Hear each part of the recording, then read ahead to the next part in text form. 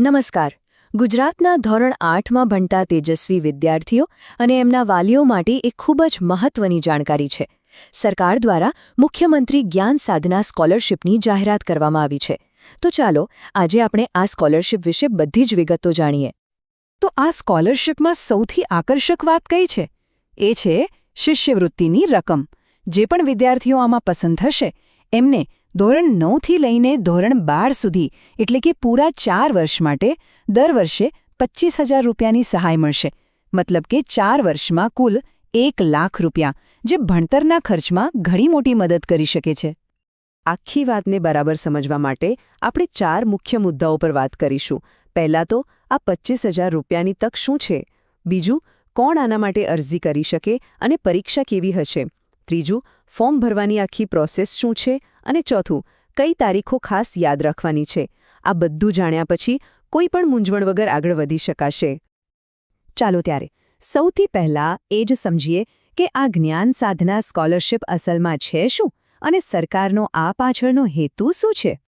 સરળ ભાષામાં કહીએ તો આ સરકારની એક એવી પહેલ છે જે હોશિયાર અને પ્રતિભાશાળી વિદ્યાર્થીઓને એમની આવડતના આધારે એટલે કે મેરિટના આધારે પસંદ કરે છે. આનો મુખ્ય ઉદ્દેશ્ય એ છે કે કોઈ પણ હોનહાર વિદ્યાર્થીને પૈસાની તકલીફને કારણે પોતાનું ભણતર અધૂરું ન છોડવું પડે. ઓકે, તો સ્કોલરશિપ શું છે એ તો સમજાઈ ગયું, પણ હવે આવે છે સૌથી અગત્યના 2 સવાલ. આના માટે કોણ અરજી કરી શકે અને પસંદગી માટે જે પરીક્ષા લેવાશે એનું ફોર્મેટ કેવું હશે?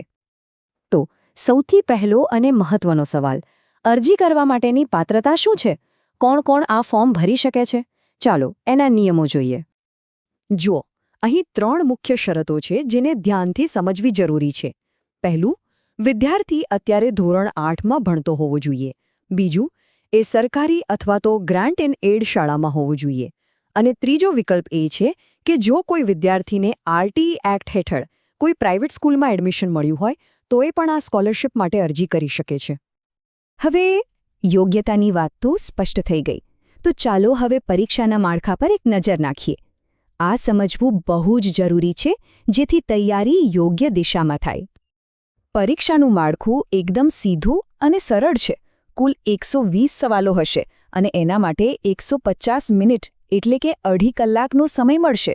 પણ અહીંયા એક વાત ખાસ નોટ કરવા જેવી છે. બીજો વિભાગ એટલે કે એસએટી, જેમાં અભ્યાસના વિષયો આવે, એના 80 પ્રશ્નો છે, જે મેટ એટલે કે તાર્કિક કસોટીના પ્રશ્નો કરતાં બમણા છે. આનો સીધો મતલબ એ થયો કે ગણિત, વિજ્ઞાન જેવા વિષયો પર વધારે ફોકસ કરવું પડશે. હવે વાત કરીએ સિલેબસની. બધા જ પ્રશ્નો એમસીક્યુ પ્રકારના એટલે કે વિકલ્પોવાળા હશે. અને સારી વાત એ છે કે પેપર ગુજરાતી અને અંગ્રેજી બંને માધ્યમમાં આપી શકાશે.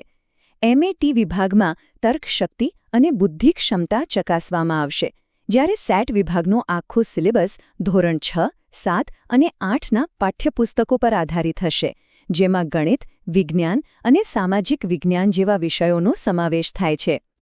ચાલો હવે આપણે અરજી કરવાની જે આખી પ્રોસેસ છે એને સ્ટેપ બાય સ્ટેપ સમજી લઈએ, જેથી કોઈ ભૂલ ન થાય. એક વાત ખાસ યાદ રાખવાની છે, અરજી ફક્ત અને ફક્ત ઓનલાઈન જ કરવાની છે, અને એ પણ આ એક જ ઓફિશિયલ વેબસાઇટ પરથી. આ એડ્રેસ બરાબર નોંધી લેજો. જુઓ, આ છે એનું ઓફિશિયલ પોર્ટલ. ગેરમાર્ગે દોરનારી બીજી કોઈ પણ વેબસાઇટ પર ભરોસો ના કરતા, કારણ કે સાચી જગ્યાએથી અરજી કરવી એ પહેલું અને સૌથી સાચું પગલું છે. પ્રોસેસ ખરેખર બહુ જ સિમ્પલ છે. સૌથી પહેલાં પોર્ટલ પર જઈને વિદ્યાર્થીના આધાર નંબરથી રજીસ્ટર કરવાનું. એ પછી શાળા જ વિદ્યાર્થીની વિગતોને વેરીફાઈ કરશે. બસ એકવાર વેરિફિકેશન પતી જાય એટલે ઓનલાઈન ફોર્મમાં બધી માહિતી ભરી બધું બરાબર છે કે નહીં એ ચેક કરીને ફાઇનલ સબમિટ કરી દેવાનું.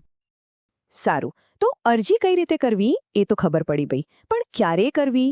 ચાલો હવે એ અગત્યની તારીખો જોઈ લઈએ જે કેલેન્ડરમાં અત્યારે જ માર્ક કરી લેવા જેવી છે. આ તારીખો બહુ જ મહત્વની છે. ખાસ કરીને અરજી કરવાનો સમયગાળો જુઓ. 5 ફેબ્રુઆરીથી 16 ફેબ્રુઆરી એટલે કે ફક્ત 11-12 દિવસનો જ સમય મળશે. અને એના પછી સૌથી અગત્યની તારીખ છે 4 એપ્રિલ, જે દિવસે પરીક્ષા લેવાશે. એટલે તૈયારી માટે આ તારીખને ધ્યાનમાં રાખીને જ પ્લાનિંગ કરવું પડશે. અને પરીક્ષા આપ્યા પછી શું? તો સૌથી પહેલાં એક પ્રોવિઝનલ મેરિટ લિસ્ટ બહાર પડશે. અને પછી final merit list sebexam.org website પર મૂકવામાં આવશે. જે વિદ્યાર્થીઓનું સિલેક્શન થશે એમની શાળા જ એમને આગળની એડમિશન પ્રોસેસ અને ડોક્યુમેન્ટ વેરિફિકેશન માટે બધી મદદ અને માર્ગદર્શન આપશે. તો આ સ્કોલરશિપ ખરેખર એક શાનદાર તક છે. કહેવાય છે ને કે હજારો માઇલની મુસાફરીની શરૂઆત પણ એક નાના ડગલાથી જ થાય છે. બસ આ ફોર્મ ભરવું એ જ ઉજ્જવળ ભવિષ્યની દિશામાં પહેલું અને સૌથી અગત્યનું પગલું છે. આ તકને જવા ન દેતા. સૌને ખૂબ ખૂબ શુભેચ્છાઓ.